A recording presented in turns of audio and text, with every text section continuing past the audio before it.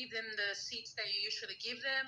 What should I do if I have birds and, they sell the seeds? What options can we have to feed them?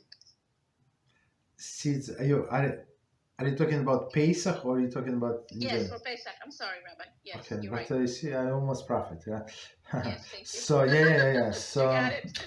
So the problem, I can look it up, but the problem is not with all of the seeds.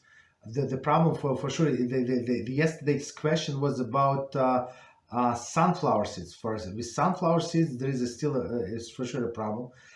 There is a problem with mustard seeds and few other seeds that we can check, but the problem is not all of the seeds. It's just some of them. So maybe if I can get a list of all of the seeds, and the seeds is not, it's kidneys.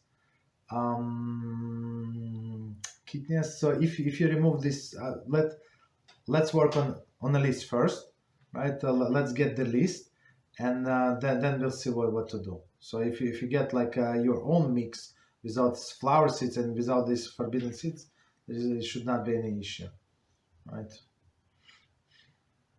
Okay. Oh, okay. Thank you, Rabbi. You're welcome.